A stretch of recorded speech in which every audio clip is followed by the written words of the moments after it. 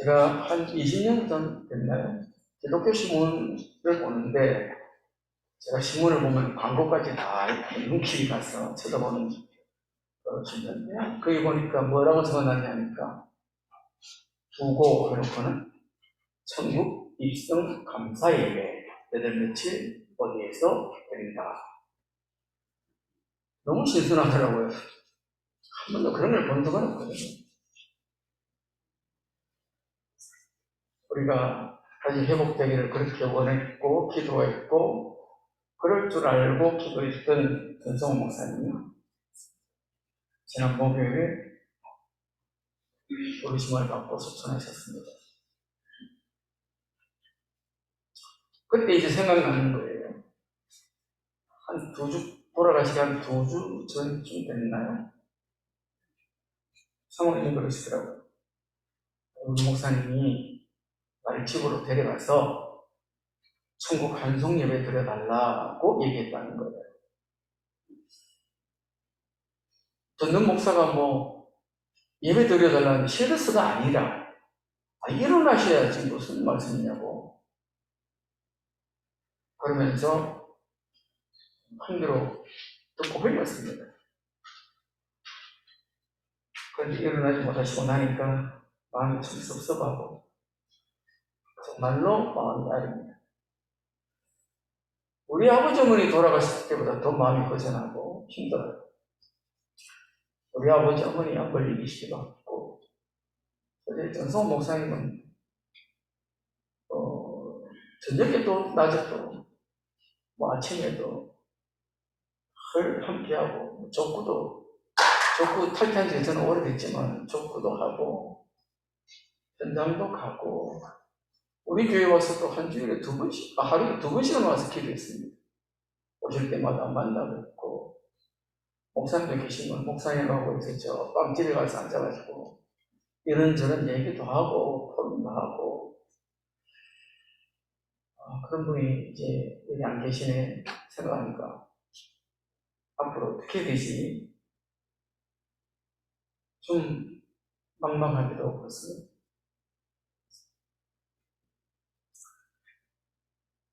그래도 감사한 것은 어제 이제 정리를 다 마치고 납고라는 묘원에 갔는데 그 식구가 가족 납골 묘를 준비를 해놨더라고요. 그럼 이제 타이틀이 있는 거예요. 저는 그런 것도 못 봤는데 타이틀이 소망의 집. 한 글자로 이쁘게 적어놨다. 소망의 집. 그 예배 드리는데 쭉 섰잖아요. 집안 식구들이. 때는 조문객들은 거의 없고 목사님 몇 사람하고 조문객들 가족들이죠. 쭉 섰는데 제가 들은 얘기가 있잖아요. 전성호 목사님이 초등학교 때 천호동으로 이사를 오셨대요. 그러다가 교회를 가게 되죠. 저 길동교회니까 가게 됐는데 자기가 신앙생활 하면서 자기 어머니도 이제 모친도 신앙생활을 하게 됐대요. 그러니까 자기 형제들도 다 신앙생활을 하게 됐다는 거예요. 그런 얘기를 장로님들은 몇 번 계시고 군사님들도 몇 번 계시고 본인은 또 목사님이시고 너무 생각을 해도 너무 감사하더라고요. 정말로 목사님은 가문 복음을 하신 중요한 참으로 일들을 하신 목사님이시구나 이런 생각이 드니까 제 자신이 좀 부끄러워 있어요. 저는 아직도 그게 안 돼가지고 그래서 하나님이 더 남겨두시는 걸 싶기도 하고 예배를 잘 마치고 왔습니다. 오늘 우리가 하나님 앞에 예배 드리는데요. 성도들에게 있어서는 예배 성공이 인생 성공입니다. 왜 그러냐? 신앙생활이라는 것은 살아계신 하나님 앞에 서는 거잖아요. 우리가 세상 살이는 하나님 빼고도 합니다. 하지만은 신앙인들은 먹고 마시는 것까지라도 심지어는 자고 일어나는 것까지라도 하나님을 빼고는 생각할 수 없는 거예요. 다시 말해서 내가 메시자야 되겠냐? 몇 시에 자야 되겠어요? 우리 배봉 전사님 새벽에 나와서 저 음양만족 한다고 8시에 주무신대. 여러분 기도 많이 했어요. 내일부터는 새벽 기도도 중부로 또 합니다. 왜냐하면 제가 알기로 새벽 기도 다니시는 권선들이 있거든요. 그분들은 집이 멀어서 여기까지는 못 와요. 이제 같이 기도해야 될 거 아닙니까? 요즘 뭐 줌으로 다 할 수 있는데 줌으로도 우리 하자고. 근데 저는 못 합니다. 그래서 내가 어제도 사실은 좀 피곤해서 잤는데 그렇게 일찍 못 자서 늦게 집에 들어왔습니다. 어떡하지? 백준선생님한테 내가 없어도 알아서 하라고 얘기를 하다가 그래도 안 그렇지. 백준선생님 오겠네 싶어서 제가 왔습니다. 백준선생님 안 오면 줌으로 못해요. 그래도 많이 해주세요. 네. 근데 사실 8시 잔다는 게 말이 그렇지. 그게 초전적인 무슨 잠이 오겠어요. 그래도 그렇게 해야 되는 거예요. 내가 몇 시에 잘 것이냐? 내가 몇 시에 일어날 것이냐? 그게 하나님 앞에서 하는 겁니다. 오늘 드라마를 봐야지. 그런 사람은 뭐 거의 12시 돼야 주무시는 거예요. 예전에는 드라마를 좀 일찍 하더니 요즘은 점점 늦게 해요. 왜 그런지 몰라. 여러분들이 하나님 앞에서 인생 스케줄을 잡으시길 바랍니다. 그런데 뒤집어서 마귀는요, 우리가 예배에 성공하지 못하도록 역사합니다. 예배 드리러 왔다가도 은혜 받지 못하게 우리를 넘어뜨립니다. 저와 여러분들이 정말로 하나님이 찾으시는 예배하는 자 되시길 원합니다. 우리가 찬양을 부르잖아요. 굉장히 중요합니다. 우리 찬양에 우리 마음을 담아서 진정으로 찬양하지 않으면은 내 속에 있는 의심의 그림자들이 사라지지 않는 겁니다. 나를 둘러싼 어둠의 그림자들이 나를 계속 덮어버리는 거예요. 하나님의 말씀이 내게 뿌려지는데 근심, 걱정, 염려 속에서는, 세상의 유혹 속에서는 하나님의 말씀이 싹을 내지 못하는 것입니다. 그러니까 찬양을 힘있게 해요. 사무엘상 16장에 보면요, 다윗이 수금을 타면서 찬양을 하니까 사울 임금에게 있었던 악신이 떠났다. 왕도 악신에 사로잡힙니다. 우리들 별 볼일 있겠어요? 우리가 하나님께 기도하는데 그 기도는 요한계시록 8장 3절 4절을 보니까 우리의 기도가 금제단에 올려진다고 부릅니다. 믿으시길 바랍니다. 장로님들 앞에서 기도하실 때에 정말로 우리 중심을 담아서 아멘인데,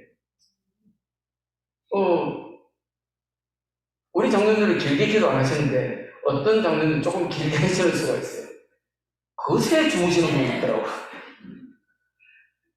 주무시는 게 아니고 배필서 기도하는 거예요. 그럼 그게 내 기도잖아요. 그러면 기도를 다 문구를 들으시면서 아멘할 때는 같이 아멘하고 끝에는 크게 아멘하고. 우리가 하나님의 말씀을 받는데요, 이 세상에서는 절대로 하나님의 말씀을 우리에게 주지 않습니다. 하나님의 말씀에 은혜 받는 시간은 예배 드리는 시간이에요. 특별한 시간입니다. 그래서 예수님께 악한 마귀가 도전해 오죠. 그때 예수님께서 이기시는 것이 마태복음 4장 4절을 보니까 하나님의 입에서 나오는 모든 말씀으로 살 것이다.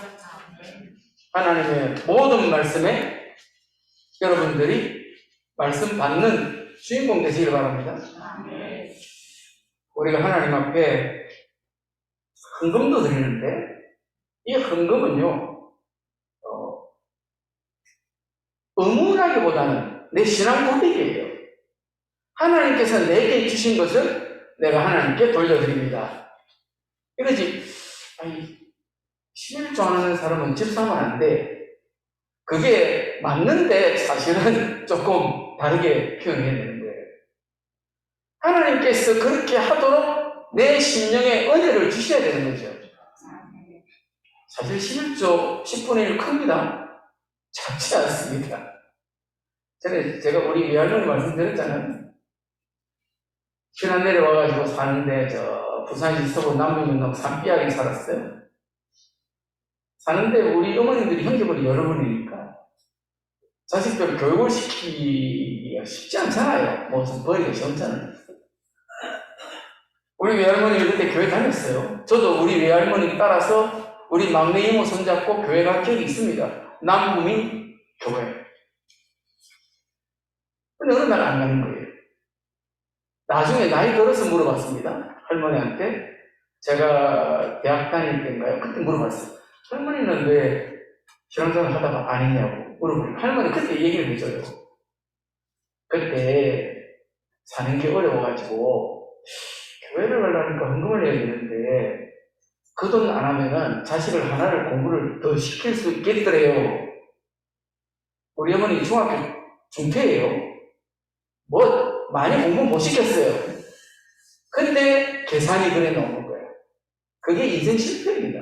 물론 노년에 이제 예수 믿고 돌아가셨지만은 저는 그게 좀 마음속에는 원통해요. 믿음의 조상이 되었으면 내가 그 축복을 유업으로 받을 것인데 우리 외할머니가 안 되니까 우리 어머니도 안 됐어요. 나이 떠나서 예수 믿고 돌아가셨지 중간에는 절이 얼마나 열심히 다녔는지 몰라요. 말도 못하게 돌아다녔어요. 아들이 목사님도 그렇게 절을 돌아다니더라고. 안 되는가 봐. 왜 안 돼요? 내 마음속에는 우리 외할머니가 실수했다. 외할머니가 믿음을 유산으로 우리 어머니에 물려줬으면은 저는 영적 배경이 든든할 거 아닙니까? 왜 저는 사실은 신앙하면서 우리 막내 이모라고 그래요. 아가야 이모라고 그랬어요. 아가야 이모. 저하고 나이 차이가 5살밖에 안 납니다. 그 이모의 영적 배경으로 신학교 다니고 다 했습니다. 그분 외에는 나를 위해서 기대주는 사람이 없었어요. 우리 집안에. 그게 원통하다는 거. 정말로 하나님께서 우리에게 풍성히 주시는 은혜를 누리시길 바랍니다.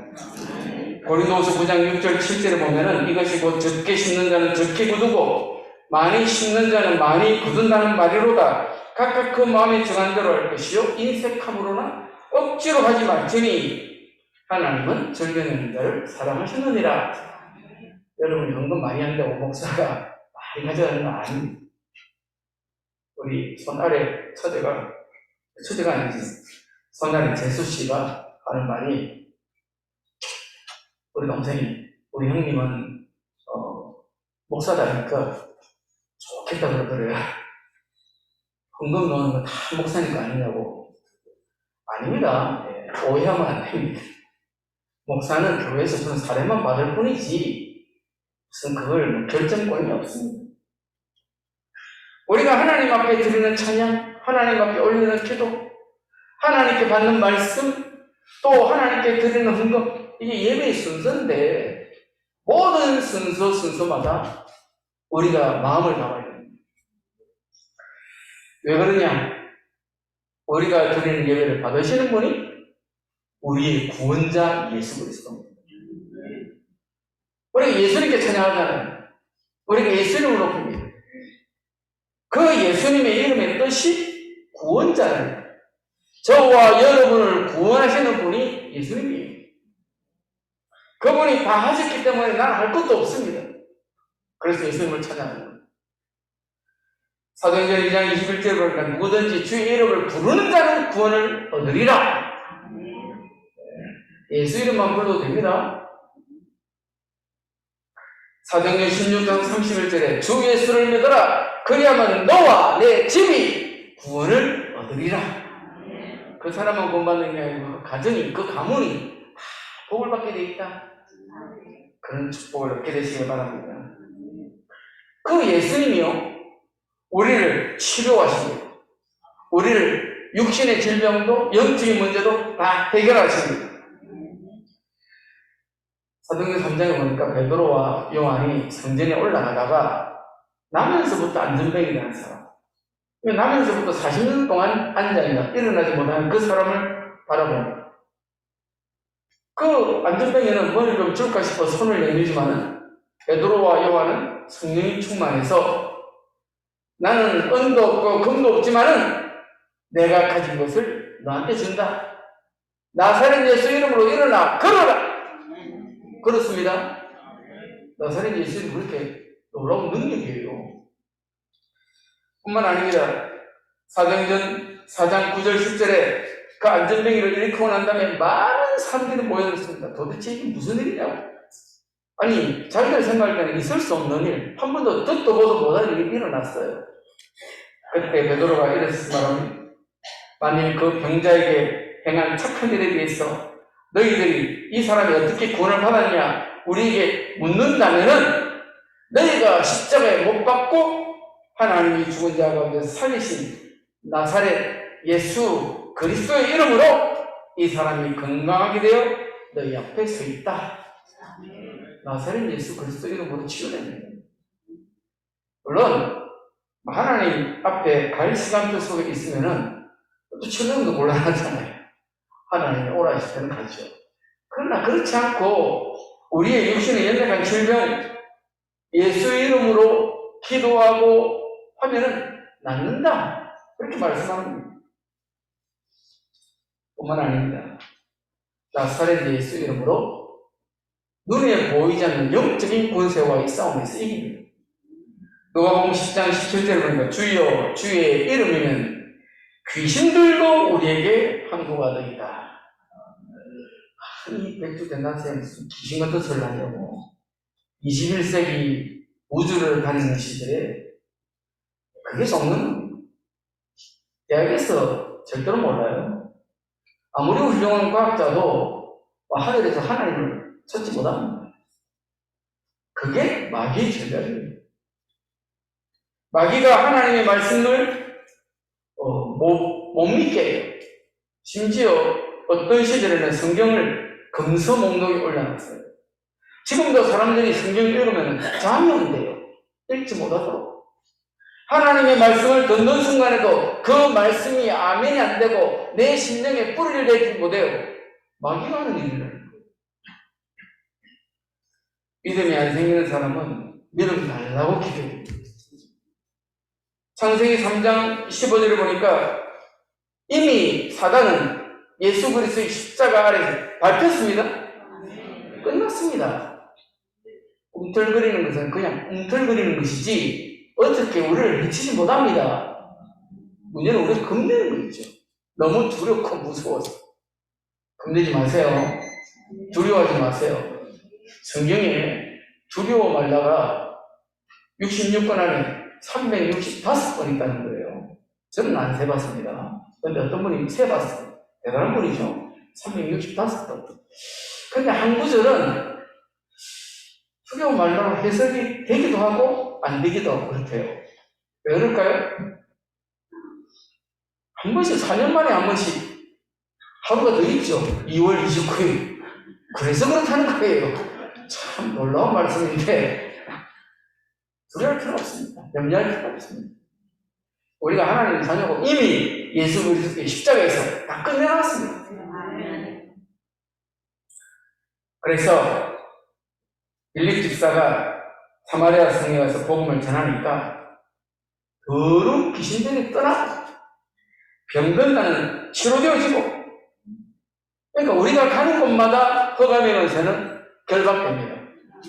우리가 가는 곳마다 영적인 우상들은 다 묶이게 되어 있습니다. 그러니까 우리가 하나님의 복음의 빛이라니까요. 어둠은 끝장나는 겁니다. 아니, 불 켰는데 어둠이 여기 있습니까? 간다 말다 하고 가버리는 거예요. 그런 은혜가 있다는 사실을 믿으시길 바랍니다. 오늘 본문의 상황이요, 심각한 상황입니다. 만일에 우리 동네에 이런 일이 있다, 난리가 날 겁니다. 민원이, 파출소에, 아니면 구청에 난리가 날 겁니다. 아니, 어떤 더러운 귀신 들린 사람이 있는데 이 사람이 무덤 사이에 살면서 밤낮으로 가음을 지르고 심지어 돌로 자기 몸을 해치는 거예요. 배를 꺾고 머리를 때리고, 그래서 피가 철철 날 거 아닙니까? 그러니까 좀 돌아다녀요. 가음을 지르면서. 그러면 그 동네 주민들이 어떻게 하겠어요? 야야야, 절대로 저리 가면 안 돼. 큰일 난다 너. 정말이야. 혼자 다니면 안 돼. 왜? 더러운 귀신 들린 그 사람들. 그 동네 분위기 흉악해지겠죠. 그 상황 속에 있는 거예요. 게다가 동네 사람들이 좀 어떻게 해보려고 이 사람을 갖다가 여기 사진 보니까 고랑은 발목에 매는 거예요. 그런 거 혹시 봤습니까? 노예들 발목에도 쇠고랑 매는 거. 예. 그 영화 때 보면 잘 보죠. 그 다음에 쇠사슬은 손에 매는 거예요. 그러면 사실은 꼼짝 못해 정상이잖아요. 이 더러운 귀신 들린 이 사람은 고랑도 다 끊어버리고 쇠사슬도 다 끊어버리고 아니 이거는 절대로 안 돼. 그런 거 없어요. 너무 힘이 세가지고 도저히 사람이 어떻게 할 수 있는 방법이 없어요. 그런데 거기에 예수님이 가셨습니다. 예수님이 바다 건너편 그라사인의 지방에 이르러 어떤 복음서는 오늘 보면 그라사 다른 복음서에 보면은 가다라 빠중간에 이 지역 이름을 갖다가 데가볼릭이라고 해요. 데카폴리스 10개의 도시가 모여있는 지역. 요즘으로 말하면 골란고원이에요. 시리아의 골란고원 아십니까? 요즘은 이스라엘이 딱 차지하고 있죠. 시리아한테 뺏들어가지고 갈릴리 바다의 북동쪽에 있는 거예요. 거기는 굉장한 비탈이 이렇게 심한 비탈이 있습니다. 예수님께서 강 건너편, 그래 가버나움 땅이죠. 거기서부터 그 갈릴리 바다를 건너서 그라사인의 지역에 간 겁니다. 배에서 이제 나와서 이제 그 데카폴리스 그 지역으로 이제 가셨는데 이제는 보니까 더러운 귀신들 들린 사람이 무덤 사이에서 나와 예수를 만났다. 그렇게 말합니다. 이 더러운 귀신 들린 사람을 부정한 영, 혹은 저희 공동번역에는 더러운 악령 들린 사람, 이렇게 말합니다. 악한 영이 그 사람을 사로잡고 있다는 거예요. 근데 그 사람이 무덤 사이에 사는데 한국 같은 무덤은 아니에요. 이 땅의 무덤은 동굴이에요, 동굴. 그러니까 뭐 동굴 안에 몸을 숨길 수도 있고 그렇죠? 그러니까 그 지역에 사는데 이 사람의 삶이 다 망가진 거예요. 그 사람의 인생은 철저히 무너졌습니다. 남들이 볼 때 저 사람은 같이 할 수 없습니다. 그 사람 때문에 그 지역도 다 어려워졌습니다. 그런 상황에 예수님께서 가셨고 그 예수님을 이 더러운 귀신 들린 사람이 만나게 되었습니다. 만났는데 6절에 보니까 그가 멀리서 예수를 보고 달려와서 절했다 그랬습니다. 절했다는 말은 사실은 우리가 중요한 분을 만나서 인사하는 거하고 다른 개념입니다. 이 사람 악령 잡혔잖아요. 이 사람이 절했단 말은 거기에 무릎을 꿇었다는 거예요. 예수님의 권위에 하나님의 아들이신 구세주 메시아의 권위에 무릎을 꿇을 수밖에 없죠. 아까 얘기 저랬도 그 얘기를 말합니다. 근데 왜 달려왔냐? 한번 해볼라. 저건 뭐야? 하고 달려온 거예요. 아니 내가 이 동네에서 좀 힘센데 내가 이 동네에서 터줏대감인데 아니 지금 뭐야? 하고 달려왔는데 와보니까 상대가 보통 분이 아니에요. 누구시라고요? 그리스도. 그러니까 무릎을 꿇은 거예요. 무릎을 꿇었는데 뭐라고 말합니까? 7절에 큰 소리로 부르짖으 이르되 지극히 높으신 하나님의 아들 예수여. 알기는 똑바로 알죠? 귀신이 잘한다니까요. 귀신같이 알아요. 똑바로 아는데 그 뒤에 뭐라 말합니까? 나와 당신이 무슨 상관이 있나이까? 요즘 애들이 하는 말입니다. 뭔 상관이 있대? 그런 말 하죠? 간섭하지 마라고 그런 말 하잖아요. 요즘 애들이. 그런 말 들을 때마다 엄청 기분 나쁘대. 아니 자식이 부모한테 상관이지 마세요. 엄청 기분 나빠요. 지가 뭐 잘나서 있습니까? 내 때문에 큰 건데. 아니 그걸 잘 몰라. 요즘 애들이 학교 선생님한테 뭔 상관? 이러고 가버려요. 네, 참나. 그게 아닌데, 어른들이 뭔가 지한테 해주고 싶은 충고도 있고, 이 좋은 말이 있는데, 뭔 상관? 하고 지금 그 얘기예요. 나와 아무 상관없지 않냐? 나 신경 쓰지 마라. 당신이나 신경 써라. 이런 말이에요. 엄청난 도전이죠. 예수님이 당신들이나 신경 쓰라니까. 날 내버려 두라는 거예요. 여전히 이 지역에서 귀신 들린 상태에서 쇠고랑도 풀고 고랑도 풀고 그러면서 자기 머리를 찢고 배를 긋고 하면서 피 흘려가면서 온 동네 사람 겁내는 거 즐기면서 살겠다는 건데 그렇게 원하는 거예요. 그러면서 또 말하기를 원하는데 하나님 앞에 맹세하고 나를 괴롭히지 마옵소서. 힘들겠죠? 아니 복음의 밝은 빛 대신 주님이 가셨으니까 어둠의 세력은 어찌할 바를 모르는 거 아니에요. 이 말씀을 다른 복음서에는 뭐라고 하냐? 무저갱에 들어가도록 하지 말라는 거예요. 무저갱은요 마지막 심판 때까지 악한 영을 잡아두는 곳입니다. 나를 좀 무저갱에 갈지 말게 하고 계속 이 사람 안에서 이 누리며 살도록 해달라는 거예요. 나는 지금 좋다는 거예요. 지만 좋지. 그럼 악한 더러운 귀신들은 그 사람의 인생은 뭐가 됩니까? 옷 다 벗고 사람이 인격성이 없잖아요. 하나님의 창조주 하나님이 우리를 만들어 주셨는데 그 아름다운 모습, 하나님의 소원을 담은 인간은 없잖아요. 그렇게 살아도 되겠습니까? 근데 저는 그렇게 살고 싶다는 거예요. 그때 예수님이 말씀합니다. 내 이름이 뭐냐? 이거는요, 그 시대의 어떤 영적인 대결 속에서 늘 그렇게 묻고 확인합니다. 그 존재를. 내 이름이 뭐냐니까 내 이름은 군대입니다. 이게 레기온이라는 단어인데 로마의 군대 단위 중에 한 영이 있어요. 한 영이 12,000명인데 6,000명은 정규군이고 6,000명은 보조예요. 보조. 원래 전쟁할 때 보면은 포탄도 날라야 되고 한 그런 사람이 있거든요. 그 사람들은 전쟁하는 건 아니고 앞에 대고 뭐 이런 사람이 있습니다. 군사문자 나르고 이런 사람까지 합하면은 12,000명이에요. 대단한 숫자예요. 그런 뜻입니다. 레기온이라는 말이에요. 그래서 하는 소리가 우리가 많다는 거예요. 다시 말해서 이 귀신, 더러운 귀신은 하나가 아니에요. 숫자가 많아요.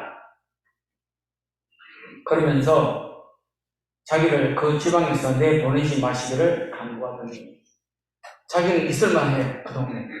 자기는 거기서 나름대로 행세를 해요. 자기 때문에 온 동네가 영적인 악한 영향력 속에 고민하고 힘들어해요. 그게 좋다는 거예요. 자기는. 거꾸로 말을 해서 그 동네 사람은 뭐가 되는 거예요? 너무 저것 때문에 힘들어요. 저것만 없으면 살만한데 우리는 좋은 동네인데 우리 애들도 좀 행복하게 살 건데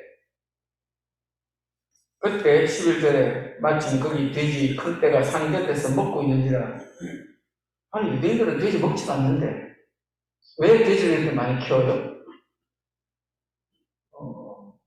로마 사람은 먹습니다. 이 당시 로마 군대가 엄청 많이 들어와 있었어요. 아마 이 사람은 로마 군대에 돼지고기 납품하는 사람일 수도 있어요. 근데 유대인 중에는 아닙니다, 일단. 근데 유대인 중에도 월급 받고 치는 사람이 있을 수는 있습니다. 이집트 가면요, 무슬림이잖아요. 90%가 무슬림인데, 돼지를 키워요. 근데 그 주인들은 무슬림이에요. 누가 키우냐니까, 꼭 기독교에 있어요. 꼽디교라고 하는데 옛날 고대 기독교의 모습을 갖고 있는 기독교인이 한 10% 있습니다. 그 사람들한테 키우라고 주는 거예요. 그러면 돈 받고 그 돼지를 키워주더라고. 돼지 키워서 뭐 하려는지 모르겠어. 저거 먹는 것도 아닌데. 그럴 수는 있습니다. 여하튼 큰 때가 거기서 있었습니다. 그때에 이 더러운 귀신 들린 이 사람 속에 있는 악한 영이 우리를 돼지에게로 보내어 들어가게 하소서. 허락했더니 더러운 귀신들이 나와서 돼지에게로 들어가서 거의 2,000마리 되는 돼지떼가 갈릴리 바다로 향하여 비탈로 내려가서 갈릴리 바다에서 다 죽었다는 겁니다. 이 주인은 뭔 공병입니까? 2,000마리 돈 엄청 되거든요. 2,000마리 같으면은 요즘 돼지 한 마리가 그런지 모르겠는데 전에 한 20마리 샀는데 상당히 많은 돈입니다. 엄청난 손해를 보죠. 근데 왜 예수님은 허락했을까요? 하나님이 보실 때, 우리 주님이 보실 때 우리가 훨씬 귀해요.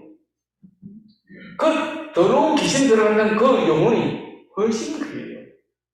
돈 계산하면서 주판 놓으면서 야 이래서는 안 되겠는데 저 사람 손해가 너무 많겠는데 그런 거 없어요. 하나님은 한 영혼의 가치가 천하보다도 귀하다. 맞습니까? 그래서 탕자의 비유라고 말하면 사실은 그거는 탕자에게 메시지 준 거 아니에요. 큰아들에게 메시지 준 건데 그 둘째 아들이 나갔다가 돌아오니까 아버지가 기뻐서 어쩔 줄 모르잖아요. 목욕을 시키고 새 옷을 입히고 금가락지를 끼우고 모든 걸 다 해주잖아요.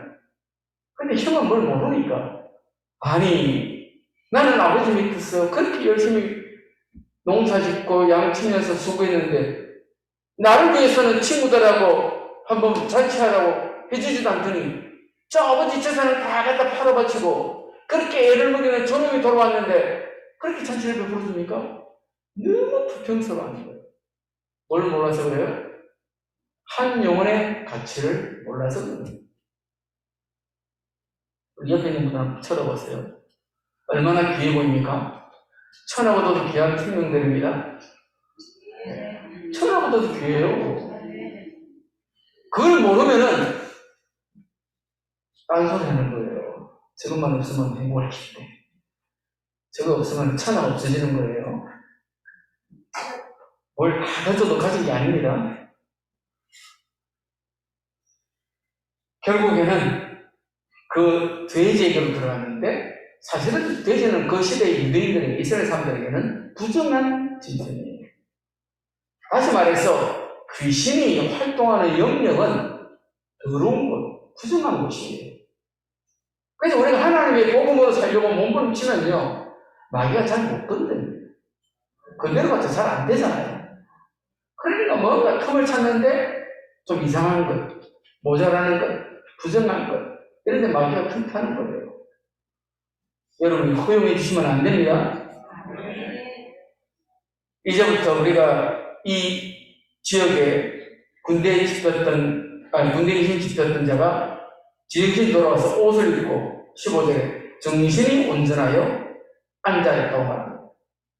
근데 그것을도 할렐루야 하지 않고 두려워하더라 하십니다. 왜요? 예수 그리스도 제대로 영접을 안 했거든, 이 동네 사람들이. 그러니까 예수가 그리스도는 사실에 신앙 고백이 없어요. 그러니까 이게 뭔 일이야? 왜 이래? 앞으로 우리 동네에 더 큰 손해가 나면 어떡하지? 하면서 온갖 말을 다 찌끄리 삼는 거죠. 우리는 그러면 어떻게 하면 되겠습니까? 예수 이름으로 언약을 잡고 계속 기도하는 겁니다. 사실 문제는요, 피해가지 않습니다. 목사 앞에서 문제가 와요. 그럼 어떻게 하면 돼요? 주는 이 문제에 대해서도 그리스도시요 살아계신 하나님의 아들이십니다. 5천원 됩니다. 5천원. 아니 다른 거 막 허둥지둥 되지 말고 신앙 고백하면 되는 거예요. 주는 내 이 자식의 문제에도 그리스도시고 살아계신 하나님의 아들이십니다. 아이고 이 자식은 어떡할꼬 큰일 났네. 그게 아니고 주는 내 아들 누구에게도 그리스도 되시고 하나님의 아들이시고 신앙 고백을 하는 거예요. 언약을 붙들고 기도를 하는 것입니다. 뿐만 아니라 내게 닥치는 흑암, 갈등, 위기, 문제 결박해버려요. 꺾어버려요. 어떻게 꺾습니까? 마태복음 4장 10절 11절 볼까? 사단아 물러가라. 기록되었을 때 주 너희 하나님께 경배하고 다만 그를 섬기라 하였느니라. 이에 마귀는 떠나고 천사들이 나와서 수종되리라. 여러분 결박시켜버려야 됩니다. 활동하도록 버려두면 안 돼요. 마태복음 16장 23절에도 베드로에게 말씀하십니다. 물론 베드로 안에 있는 악한 영이 말하는 거지만 사단아 내 뒤로 물러가라. 너는 나를 넘어지게 하는 자로다. 내가 하나님 일을 생각하지 아니하고 오히려 사람의 일을 생각하는 거야. 소돔의 견서를 결박시켜버려요. 어떻게 해요? 예수 그리스도의 이름으로. 그게 어려운 일이 아니잖아요. 이미 우리가 예수 이름의 권세가 있잖아요. 그 이름을 선포하면 되는 겁니다. 뿐만 아니라 날 예수 그리스도의 보배 피의 찬송, 보혈의 찬송을 즐겨 부시길 바랍니다. 제가 전에 그런 말씀 드리는데, 제가 군대 갔을 때, 제가 전도사다 갔거든요. 근데 한 달 전에 목사님이 새로 부임을 해왔어요. 대구에서. 왔는데, 거긴 아닌갑다. 이사가자 해서 이사를 갔는데, 사택에 예전에는 TV 안테나 달잖아요. 안테나 달다가 감전이 됐어요. 근데 군대 한 달 있다 가야 되는데, 무슨 다른 교육장에 있는 것도 아니고, 뭐, 개척교회인데. 정말 기가 막히더라고. 뭐, 한 달 동안 주일 예배 드리고, 목사님 보고 드리고, 군대는 뭐, 입영 날짜는 지켜야 되니까. 어쩔 수 없이 성도들하고 눈물 흘리면서 이별하고, 군대를 갔습니다. 내가 훈련을 제대로 받을 수 있겠어요? 투공 교회 상황을 생각하니까 기가 막힌 거예요. 목사님은 감전이라서 이번에 계시지, 온 교인들은 그게 전도사 하나 없지. 어린 마음이지만 그렇더라고요. 그래서 불렀던 복음 찬송이 있는데 왜 그게 복음 찬송이 있는지 잘 모르겠어요. 가사가 그렇습니다. 미칠 것 같은 이 세상, 미칠 것 같은 이 세상에 주여 내 기도 들으소서. 야, 그걸 그렇게 불렀습니다. 정말 내 마음이에요. 좀 미칠 것 같더라고요. 그건 사실은 잘 몰라서 그런 거예요. 제가 그때는 잘 몰랐어요. 어린 마음. 하나님 하실 건데 그 교회에 나중에 든든히 잘 세워졌어요. 군대 휴가 나올 때마다 그 교회 갔는데 그때마다 부흥회 가더라고요. 한 번 딱 빠지고 휴가 3번 나오는데 나올 때마다 부흥회를 해. 나중에 제대학원 가니까 전도사 하라고 해서 아니 목사님 나 일반대학 갔다가 시간이 나중에 갈 겁니다. 그래도 하라는 거예요. 그래도 못하겠습니다. 제 모교로 가버렸어요. 근데 그 뒤에 보니까 교회 잘 생각하잖아요. 하나님 아직 내 어린 마음. 보혈의 피, 요한계시록 12장 11절에 또 우리 형제들이 어린 양의 피와 자기들이 증언하는 말씀으로서 그를 이겼으니 예수 그리스도의 피로 이깁니다.